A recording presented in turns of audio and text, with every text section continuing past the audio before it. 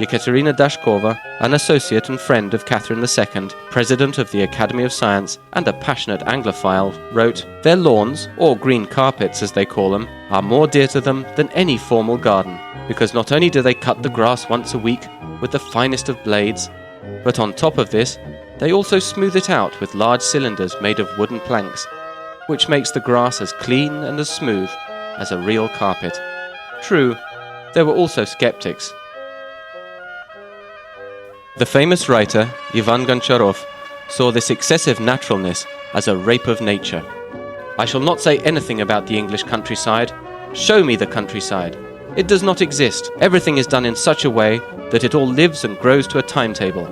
People have taken possession of it and have smoothed away all traces of freedom. Fields in England are like painted floors. The trees and the grass have been subject to the same treatment as the horses and the bulls. The grass has the impression, colour and softness of velvet.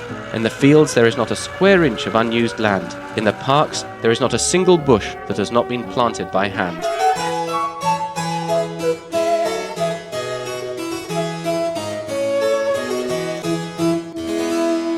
Today, gardening is the greatest of the English national pastimes.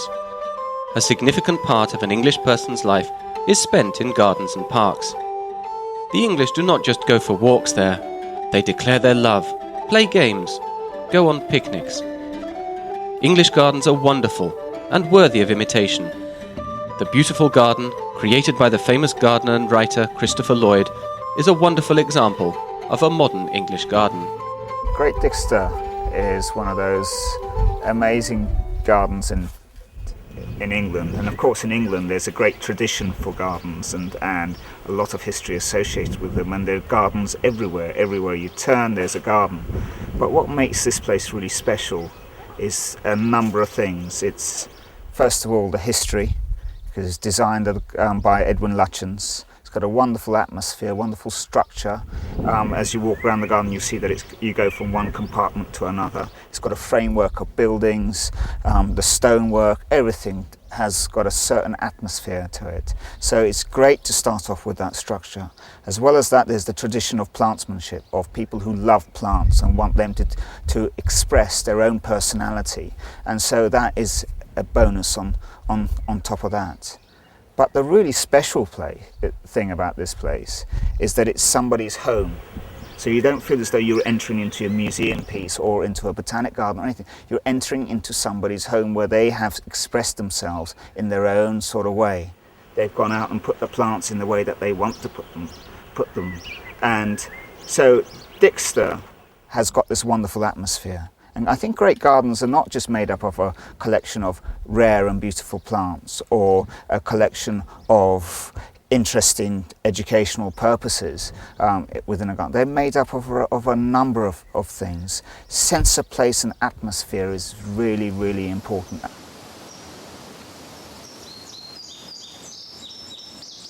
It's a real garden and it's always changing.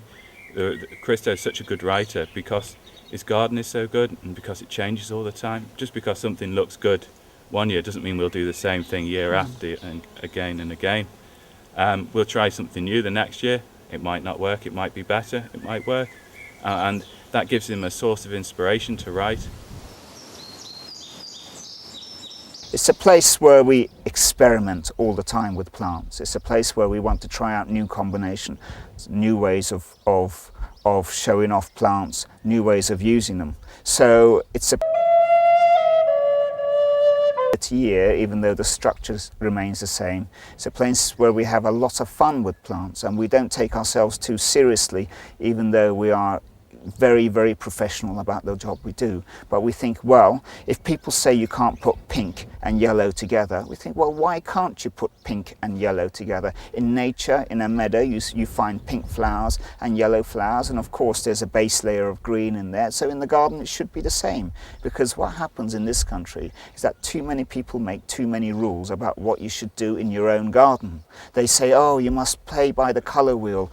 Pinks and blues and mauves and silvers go together, but you couldn't have red with white, you couldn't have pink and yellow together, or you couldn't have red and magenta together. Well, a garden is an expression of your own personal creativity, so why can't you have it? It's your garden after all, and as long as you're not doing anything just purposefully to shock somebody or doing something just sort of to be alternative, you can do what you want in your own garden. So Dixter does that. The passion for gardening has gripped all classes of English society. In order to assess the miraculous combinations of flowers, the forms and the smells of an English garden, you do not even have to pay money to go into a museum. You just have to walk through some small village, anywhere in the country, in order to admire the refined and unique private gardens. Back gardens are an expression of the soul, not a request for praise.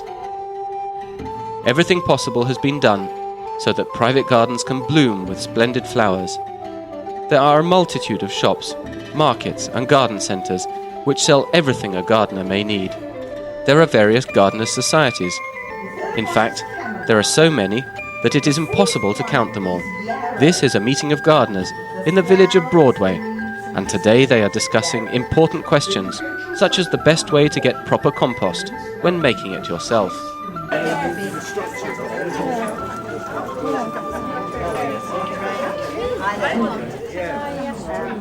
It's extremely popular, and what's happening now is that a lot of people that perhaps have gone into the city to be accountants or lawyers and things are getting fed up with being in the city and being in what we call the rat race. So they're having a change of career and they want to take life at an easier pace. So they are middle-aged people that are swapping to become gardeners, and we find that they are very, very good people because they're focused, they want to learn, they want to improve straight away. And along with that, those sort of career change people, you're getting lots of young people that are training at horticultural colleges to become gardeners. Yesterday I was sowing seed, pricking out seedlings, and it's a very sort of satisfying job to sow a seed and to watch it grow and then to pot it on and then plant it out in the garden and for people to appreciate it. It's just really nice. It's an excellent job. I feel really lucky that I chose this career path. The most famous of the gardening societies in England is the Royal Horticultural Society, founded back in 1804, and still a diligent proponent of this wonderful activity in England. And it was upon the initiative of the RHS that the first flower show was organised in the middle of the 19th century. In 1913, it moved to Chelsea, and is now one of the most important social events in the English calendar. The flower show was held throughout World War I as a sign of resistance to evil. It was halted during World War II as a mark of mourning, and finally, it celebrated a magnificent festival in honour of the Golden Jubilee of Her Majesty Queen Elizabeth II in 2002, once again underlining the devotion to the monarchy and good old England.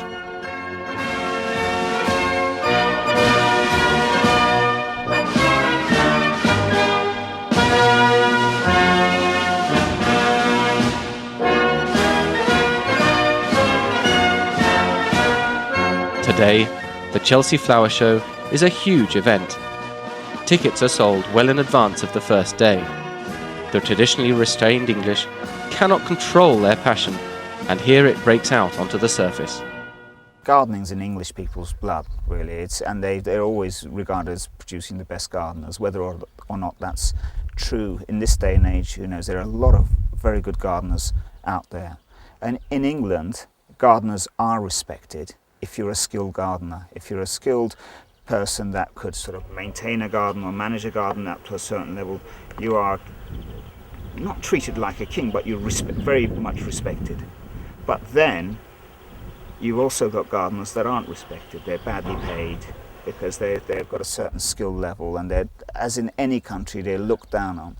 But the best gardeners are almost regarded as pop stars in a way. They've got a following, they've got a fan club, they've got people, sending them fan letters and photographs being taken, and but they have to earn that position in order to become a good gardener. You have to spend years learning. You can't just come out of university or college and expect to be a good gardener straight away. It takes years of nurturing, of knowledge being passed on to you, or you just trying and experimenting and finding out from trial and error. It's easy to become a gardener in England, but it's a more difficult job to be a good gardener. English gardens are a constant game with space and nature. They are the possibility to make the small big, the wild tame, and the regular complicated. In each little garden, in front of each house, various views of nature are recreated, and already the garden does not seem so small, and the hills into which the garden melts become endless, and the whole island is one wide, open space. This beauty of being able to nurture things, to grow them, to get them to a flowering size, and then take it from there. That's the real essence of it, you know, this sort of wanting to be a part of nature, although you're controlling nature all the time by being a gardener. But it's just this sort of being able to, I suppose we all got that in us, in being a parent and bringing this thing up to a flowering size so that it looks good, it does what it should do, it's healthy, and then the whole cycle continues. You know, I'm not just interested in flowers, I'm interested in vegetables, I'm interested in the insects that are there. And one thing, I'm interested in the people who do it as well, because they're all characters in their own little way, and they've all got the sort of like this personality, and I'm interested in the way they sort of convey their personality in their gardens. That's fascinating.